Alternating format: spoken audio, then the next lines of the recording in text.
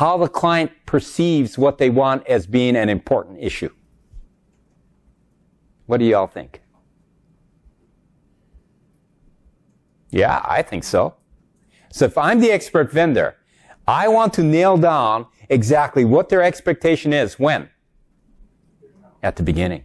There's no way I would get into this without knowing, and I having a clear understanding, not the client, that I as the expert vendor have a very clear understanding of what's acceptable. And the expert vendor is going to work from the end back to the beginning.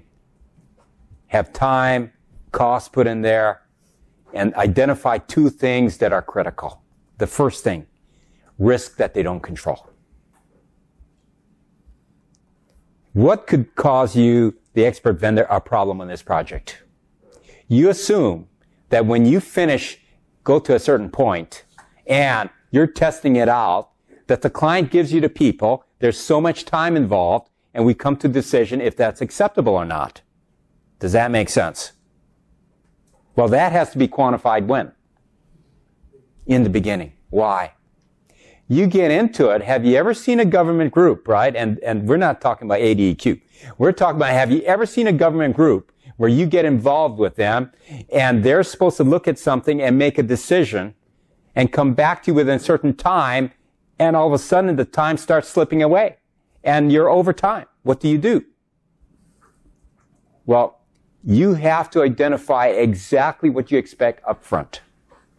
And up front, have the client sign off on it. And if that time now starts doubling or tripling, right? That becomes a what? That's increase of scope. That's a change order. Now, who do you think should watch this and document this carefully? Do you think the client should document this or that the vendor should document it? Oh, better be you. Because it's only in whose best interest? Yours. It's not in the client's best interest to start documenting where they're causing risk and just saying, oh, well, yeah, but we agreed, and it goes over time. I cannot explain to you, right, how many times the client gets in their head of a certain expectation or they enter into a relationship and time goes by and the client doesn't say something and the vendor's going over time, and then they meet again and the client's really upset. And everybody's wrong. The vendor's wrong because they didn't stick to be disciplined to the plan that they set. They didn't raise the flag as soon as they hit that risk point. And the client's at fault because they didn't stick to the schedule. And we have a case right now of that going on. No, the vendor better document this. So the first thing the vendor must have is the risk that they don't control. Wherever it is, identify this. Where it is, what you're expecting the other party who you do not have control over for them to do. The other thing that you must clearly identify is when you think you have inadequate information to do your job. And you must identify, utilizing your expertise, exactly what that information should be and what is acceptable in your plan. So your plan now includes from beginning to end exactly what the end product is in terms of non-technical metrics. It includes the risk that you don't control, when it will happen as clearly as possible, and what's expected of that party. And it includes areas that you think you don't have sufficient information, and this is your assumption. Now you have a complete plan that includes all the stakeholders. Should you coordinate this plan with all the stakeholders before you set it? What do y'all think? The answer is no. No. When have you ever seen on a complicated project where the expert vendor comes in, ask all the stakeholders to show up at a meeting, concentrate on their requirements, and when you leave the meeting, everybody is totally in agreement and understanding exactly what's going to be done? When has that ever happened? Never.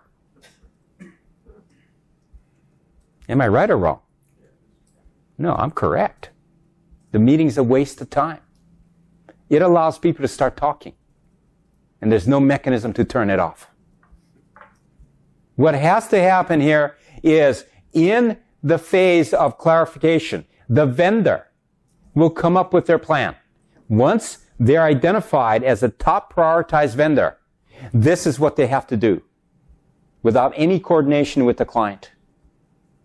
But are you going to tell the client that when you end up finishing a product, that they have 1 week to look at it, test it, tell you everything that they're dissatisfied with, and at the end, beginning of next week, you have to have it back as the vendor?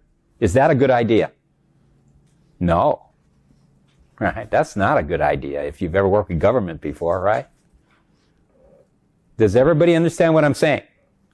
So you come in, if you're identified as the top performing vendor, and you're prioritized top performing vendor, immediately at the start of the kickoff meeting, you start it off with you laying it out from beginning to end. Now, should you have a detailed plan? Absolutely. Should you have a milestone schedule that simplifies that detailed plan? Absolutely. And you're going to present it to all the stakeholders. At that time, if there is a stakeholder that's responsible for one of these risk areas, immediately when they see what you're expecting of them, will they keep looking at the whole thing? No. They'll focus down to exactly what? What's they're required to do. And all of a sudden you've put like harnesses on everybody and they can focus. And they won't be talking about everybody else's stuff that they have nothing to do with. This is a mechanism to get everybody to focus on their own job, on the risk that they cause, where they become accountable. If you enjoyed this video, make sure to hit the thumbs up button and subscribe to our channel for more content. If you have any questions about the best value approach or for Dr. Dean, leave them in the comment section below and we'll get to them in a later video. Thanks. We'll see you next time.